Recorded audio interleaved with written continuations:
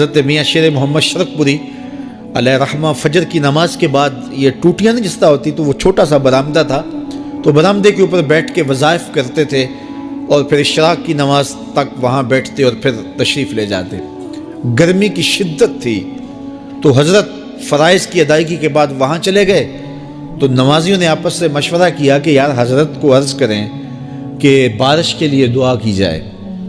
تو حضرت جا کے وہاں اپنے وظائف میں لگ گئے، تو انہوں نے کہا چلو ہم مسجد کے سین میں کھڑے ہو جاتے، حضرت توجہ کریں گے تو عرض کریں گے۔ تو جتنے نمازی تھے وہ سارے صحن میں کھڑے ہو گئے اور برآمدے کے اوپر میاں صاحب وظائف میں لگے۔ جب آپ کی نظر پڑتی نا لوگوں کی جانب، تو جتنے بھی نمازی تھے سارے ہاتھوں سے اشارے کر کے کہتے یعنی دعا کرو، زبان سے نہ بولتے، ہاتھوں کو ایسے ہلاتے اور یہ کہتے کہ ادھر آسمان کی طرف اشارہ کر کے کہتے دعا کرو۔ میاں صاحب پھر وظائف میں لگ جاتے۔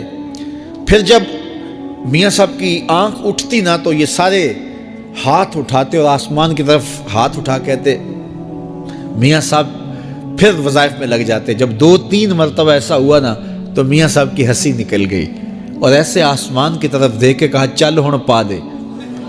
کہتے ہیں بس یہ بات کہنے کی دیر تھی کہ چھم چھم می برسنے لگا۔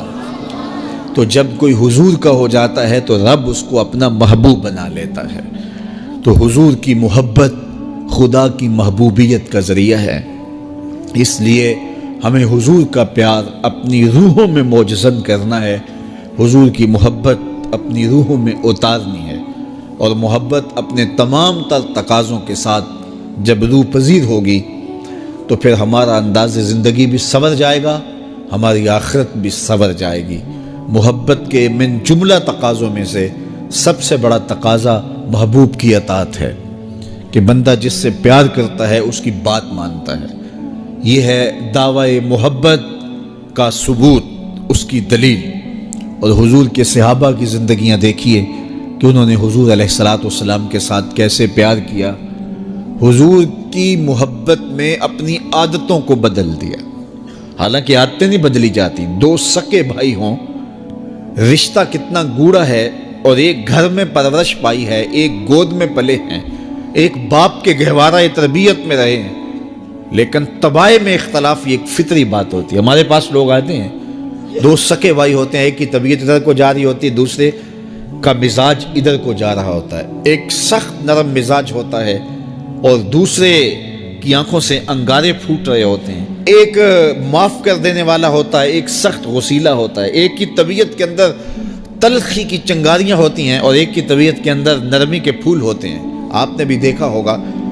تو یہ ایسا ہوتا ہے۔ اب اسی طرح کھانے پینے کی چیزوں میں طبائع کا اختلاف یہ فطری بات ہے، ایک کو ایک چیز پسند ہوتی ہے، دوسرے کو وہ چیز پسند نہیں ہوتی ہے۔ بعض اوقات ماں کو مسئلہ ہوتا ہے کہ یہ چیز اگر میں تیار کرتی ہوں تو میرا دوسرا بیٹا نہیں کھاتا، تو اس کے لیے بعض سے الگ سے کوئی چیز تیار کرنی پڑتی ہے کہ اس کی ڈیمانڈ یہ ہے اور میرے اس بیٹے کی ڈیمانڈ یہ ہے۔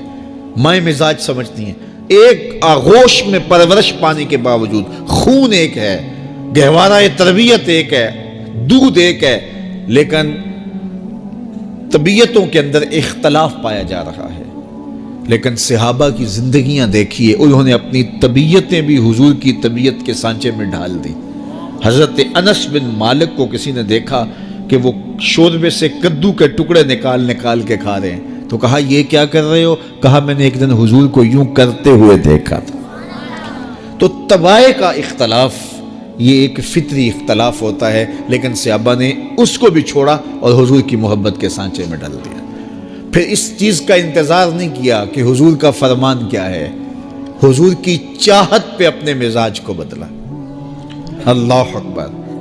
حضور علیہ السلام مدینہ المنورہ کی گلی سے گزر رہے تھے، ایک گنبد نما مکان بن رہا تھا اور ایسے مکان حضور کو پسند نہیں تھے۔ تو آقا کریم علیہ السلام نے پوچھا یہ مکان کس کا ہے؟ کہا فلاں انصاری کا ہے۔ حضور گزر گئے، چہرے پہ تھوڑے سے ناگواری آثار حویدہ ہوئے۔ کسی نے اس صحابی کو بتا دیا کہ حضور گزرے تھے، تیرے مکان کو دیکھا، شاید پسند نہیں آیا۔ 2-4 دن کے بعد حضور دوبارہ گزرے، دیکھا کہ وہاں ملبے کا ڈھیر پڑا ہوا تھا۔ اس صحابی کو بلایا گیا، کہا میں پرسوں ترسوں گزرا تھا، تیرا مکان دیکھا تھا، یہ کیا ہوا؟ عرض کی میں نے گرا دیا ہے۔ فرمایا کیوں؟ عرض کی سنا تھا آپ کو پسند نہیں، سنا تھا آپ کو پسند نہیں۔ میں اور آپ دیکھیں ہمارا کیا کیا حضور کو پسند ہے، سر سے لے کر پاؤں تک، نجی زندگی سے لے کے سیاسی زندگی تک، اپنے امور ذات سے لے کر کے اپنی معاشرتی زندگی تک، ہمارا کیا کیا حضور کو پسند نہیں، اور ہر وہ چیز بدل دیں جو حضور کو پسند نہیں۔ محمد دی زیارت محمد دے رنگ وچ، اے ٹھگ بازیاں جانے پیارا محمد صلی اللہ علیہ وسلم۔ میرے شیخ کامل کا ایک شعر ہے، اور وہ شعر اتنا وزنی ہے کہ اگر میرے پاس جواہر لال موتی ہوں اور میں ایک پلڑے میں ڈال دوں اور ایک پلڑے میں یہ شعر رکھ دوں تو یہ شعر پھر بھی بھاری ہوگا۔ یاری لا تو پاک نبی سنگ، اے پر پوری یاری، پھر درود قبول ہے تیرا لکھ نہ لوں ایک واری۔ 1.25 لاکھ مرتبہ درود پڑھنا ایک طرف، اور ایک دفعہ حضور کی ذات پہ درود پڑھنا، ان کی محبت کے سانچے میں یوں ڈھل کر کے جو وہ کہتے ہیں وہ میری زندگی کا عمل ہے، یہ اس سے وزنی ہے، یہ اس سے بھاری۔